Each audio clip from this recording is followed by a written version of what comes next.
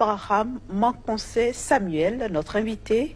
Il est justement expert en technologie blockchain et crypto-monnaie. Bienvenue à vous, monsieur Abraham. Bonjour, madame la Alors, journaliste. pour commencer, qu'est-ce que nous devons comprendre par la crypto-monnaie?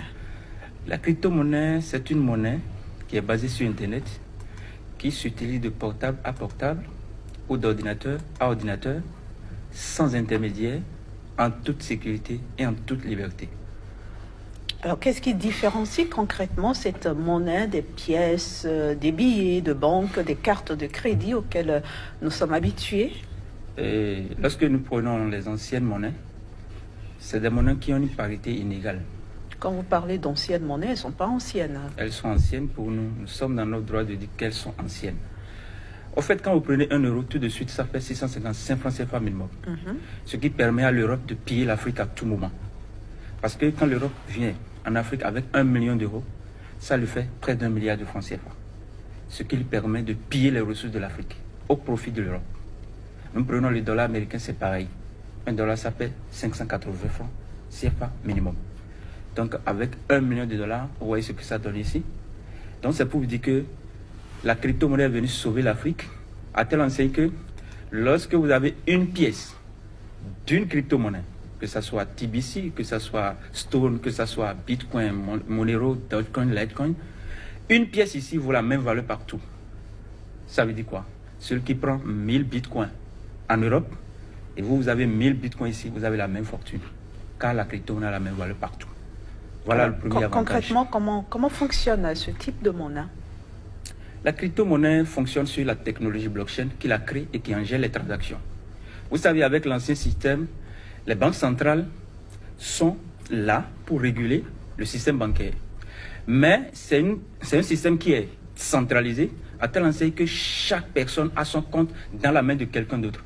Mais en crypto-monnaie, madame la journaliste, c'est vous-même qui créez votre compte et c'est vous qui gérez votre compte. Deuxième chose, si vous voulez envoyer de crypto-monnaie à quelqu'un, c'est de pair à pair, membre à membre direct, P2P. Il n'y a pas d'intermédiaire comme dans l'ancien système. L'autre chose encore, lorsque vous êtes au Bénin, vous voulez envoyer de la crypto-monnaie à n'importe qui dans le monde, si c'est dans l'ancien système, on vous dit qu'il y a une barrière géographique, par exemple du Bénin vers le Nigeria, on ne peut pas envoyer de mobile money, ou bien même si c'est Western, il y a un montant à ne pas dépasser, sinon on vous taxe de blanchisseur d'argent.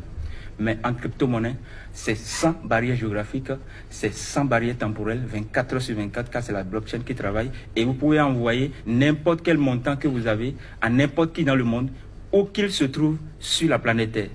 Voilà quelques avantages de la crypto-monnaie. Alors, monsieur Abraham, dans une Afrique où une énorme masse de la population est encore analphabète, où aussi Internet reste un luxe dans plusieurs pays, est-ce qu'il y a vraiment une chance pour que cette crypto-monnaie prospère sur le continent noir? Bien sûr que oui. Comme vous le savez, toute révolution est évolutive.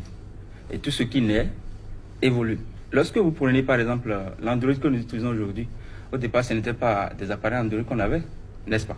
Mais aujourd'hui, nous avons Android. Ça veut dire quoi? La crypto-monnaie est venue comme Internet et aujourd'hui, elle est en train de prendre le terrain. On ne peut pas dire tout de suite que tous ceux qui ne sont pas lettrés ou bien intellectuels, qui n'ont pas accès à Internet, peuvent avoir accès à la crypto-monnaie. Tout le monde, pas encore. Mais il y a des palliatifs, des alternatives.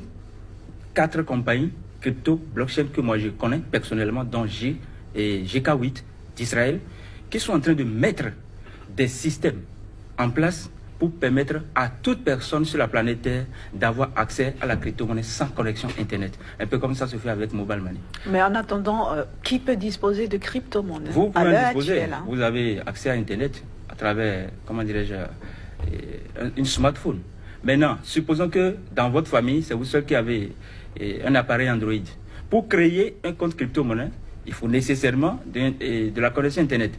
Vous pouvez vous charger de créer des comptes à votre épouse, et à votre époux du moins, à vos enfants, à vos frères, à votre père, à votre mère, à tous ceux que vous voulez. Vous pouvez même prendre votre Android et créer des comptes cryptographiques à tous les habitants de votre quartier. Même s'ils sont 1 million, vous pouvez le faire et vous remettez les données de connexion à chaque personne. Ça veut dire quoi? Sur n'importe quel portable, sur n'importe quel PC portatif, ils peuvent se connecter à leur compte. Donc la création, ça peut passer par vous, mais la connexion, ils peuvent le faire même s'ils n'ont pas Android.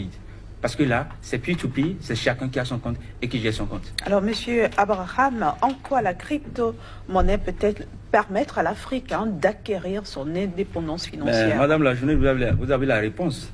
Quand 1 euro fait 655 francs CFA, dans ce système, quand est-ce que l'Afrique va égaler l'Europe, égaler l'Amérique, égaler l'Asie, jusqu'à être plus compétitif sur le marché international? Jamais.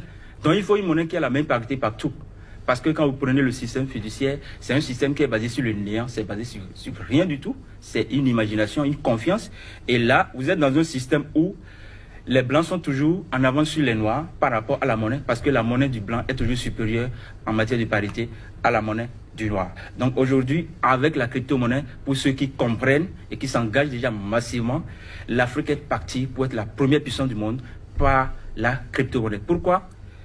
Tous les Africains qui ont la crypto-monnaie, si vous avez une pièce, 1000 pièces, c'est la même valeur partout. Donc les Africains ne seront plus pillés en matière de leurs ressources. C'est fini.